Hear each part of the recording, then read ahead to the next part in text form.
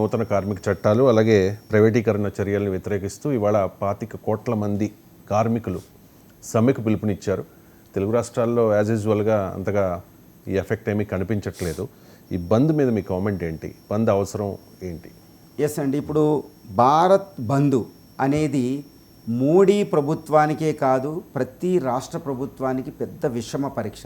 ఎందుకంటే ఈ ప్రభుత్వాలు ఆర్థిక సంస్కరణలను ముందుకు తీసుకెళ్ళాలి, వృద్ధిని పెంచాలి, వృద్ధి ద్వారా అభివృద్ధిని పెంచాలి, అభివృద్ధి ద్వారా ఇది సస్టైనబుల్ డెవలప్మెంట్, సుస్థిరమైన అభివృద్ధికి, సమ్మిళిత అభివృద్ధికి వెళ్ళాలి.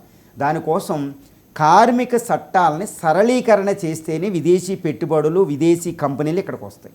కార్మిక చట్టాలను సరళీకరణ చేయడం అంటే, వాటిని కొంచెం కఠినంగా ఉండకుండా చేయడం అంటే కార్మికులకి రక్షణ లేదు.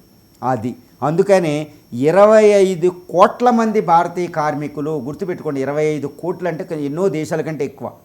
ఈ 25 కోట్ల మంది కార్మికులు వివిధ డిపార్ట్మెంట్స్, అంటే ఈ మన పోస్టల్ డిపార్ట్మెంట్ నుంచి, బ్యాంకింగ్ సెక్టారు, రైల్వే సెక్టార్ నుంచి, ఇటు అసంఘటిత, సంఘటిత అన్ని రంగాలకు సంబంధించిన కార్మికులు ఈ రోడ్డు ఎక్కడం జరిగింది. అంటే ఏంటి? కార్మిక చట్టాల సంస్కరణకి భారతదేశం వెళ్తుంది. ఇప్పుడు 3rd జనరేషన్ రిఫార్మ్లో కార్మిక చట్టాలని లేకుండా చేస్తే వాళ్ళకి రక్షణ ఉండదు. ఎప్పుడు పడితే అప్పుడు ఫైర్ చేసేసి పక్కకి విసిరేయచ్చు. ఇంకా యజమాని ఇష్టం అనమాట. భారత రాజ్యాంగంలో సోషలిస్ట్ అనే పదానికి అర్థం కూడా లేకుండా అనమాట. లేకపోతే ఆర్థిక సంస్కరణ యుగంలో మనం గెలం, చైనా వీటితో మనం ముందుకెళ్ళలేం. అంటే ప్రభుత్వము ఆర్థిక సంస్కరణ కోసం కార్మిక చట్టాలను సంస్కరించాలి, కానీ అదే టైంలో కార్మికులకి రక్షణ ఉండదు. మరి ఏం చేయాలి అంటే భారత ప్రభుత్వం నలిగిపోద్ది అనమాట. ఒక పెద్ద విషమ పరీక్ష. ఇప్పుడు 25 కోట్ల మంది రోడ్డు ఎక్కారు, భారత్ బంద్ చేశారు, మళ్ళీ బందులు చేస్తాయి. ఏం చేయాలి ఇప్పుడు అంటే ప్రభుత్వానికి ముందుకెళ్తే గోయా, వెనక్కి వెళ్తే గోయా అనమాట. ఈ టైప్ సిచ్యువేషన్ అనమాట. ఆర్థిక సంస్కరణల 3వ తరం సంస్కరణ మనం వెళ్ళకపోతే ప్రస్తుత వృద్ధిని పదాన్ని ముందుకెళ్ళలేం. కాబట్టి ఇటు సోషలిస్ట్ వర్సెస్ ఆర్థిక సంస్కరణలు అనేది ఒక పెద్ద ఘోష అనమాట. ఇది మోడీ ప్రభుత్వానికే కాదు, అన్ని రాష్ట్ర ప్రభుత్వాలకి, ఇప్పుడు అన్ని రాష్ట్ర ప్రభుత్వాలకు కూడా ఒక తీరని విషమ పరీక్ష అనమాట. అంటే ఎంతటి విపత్కర పరిస్థితి అంటే, అక్కడ భారత పాకుల యుద్ధం కంటే, అక్కడ ట్రేడ్ డీల్స్ కంటే, వీటన్నిటికంటే ఈ భారత బందే ప్రధానం ఈరోజు భారతదేశంలో జరుగుతున్నది. 25 కోట్ల మందిని చల్లార్చాలి. ఎలా అంటే ఏం చేయాలి?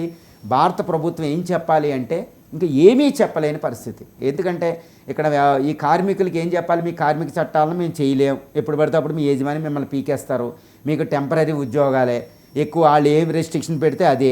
ఇప్పుడు ఆర్ నారాయణమూర్తి అంటారు, వీక్లీ ఇన్ని గంటలు పోట్లాడాలి, ఇన్ని గంటలు వర్క్ చేయాలని. మనకు తెలిసి ఆ వివాదం ఎలా ఉందో. వాళ్ళ ఇష్టం అనమాట. వాళ్ళ ఇష్టానికి ప్రభుత్వం కార్మికులను వదిలేయడం, రాజ్యాంగంలో సోషలిస్ట్ అనే పదానికి విలువ లేకుండా పోవడం, సోషలిజం అనమాట. ఇది పరిస్థితి. కార్మికులకి చట్టాలు లేవు, రక్షణ లేదు. ఏం చేయాలి? ఒకవేళ వీళ్ళకి రక్షణ పెడితే ఆర్థిక పెట్టుబడిదారులు ఎవరో రారు, వృద్ధి రాదు. ఎలా? ఇప్పుడు చైనా కమ్యూనిస్టు దేశానికి మనం వెళ్ళాలి. కమ్యూనిస్టు దేశం ఏంటంటే అక్కడ కార్మికుల చట్టాలని ఏ విధంగా లేకుండా కార్మిక చట్టాలను సంస్కరించి 3rd జనరేషన్ రిఫార్మ్స్కి వెళ్ళిపోవడం వల్లే అది అంత వృద్ధి సాధించి ప్రపంచంలో 2వ అతిపెద్ద ఆర్థిక వ్యవస్థ అయిపోయింది.